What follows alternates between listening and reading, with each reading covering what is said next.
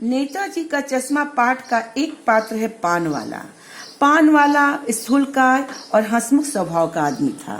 उसकी दृष्टि में देशभक्ति और देशभक्तों के प्रति सम्मान प्रदर्शन का कोई विशेष महत्व नहीं था।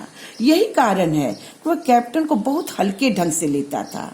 उसके द्वारा नेताजी जी को चश्मा लगाते रहना उसे केवल सनक और पागलपन प्रतीत होता था।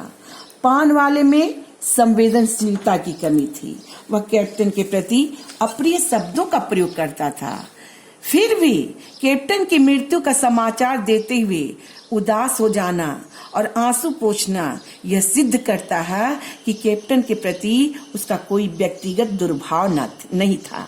शिक्षा, संस्कार और सुसंगति की कमी के कारण वह कैप्टन की भावना को समझ पाने में असमर्थ था। इसके अलावा इस पाठ में नगर पालिकाओं के काम के करने के ढंग पर भी व्यंग्य किया गया है। नगर पालिकाओं की आय और संसाधन प्रायः बहुत सीमित होते हैं, अतः ये छोटे मोटे काम ही करा पाती हैं। कोई छोटी सड़क बनाना, कबूतरों की छतरी बनवाना, कभी कोई सम्मेलन करा देना, किसी महापुरुष की मूर्ति स्थापित करा देना इनकी कार्य सीमा में होती है।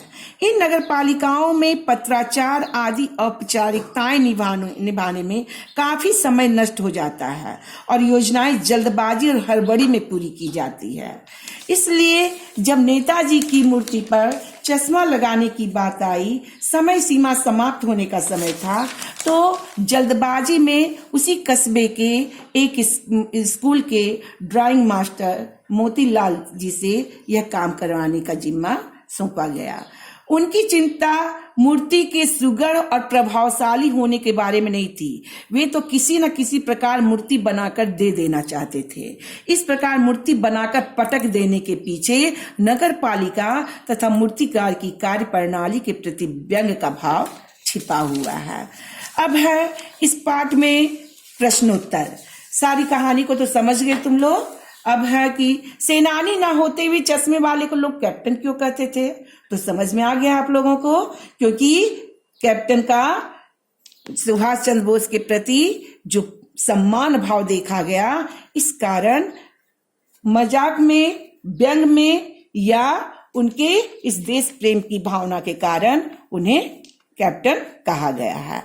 दूसरी बात है कि हालदार साहब कैप्टन चश्मे वाले के मृत्यु के बाद मायूस क्यों हो गए थे, क्योंकि उन्हें लगने लगा था कि अब कोई चश्मा नेताजी की मूर्ति पर नहीं पहनाएगा। देश से देश प्रेम की भावना समाप्त हो गई है।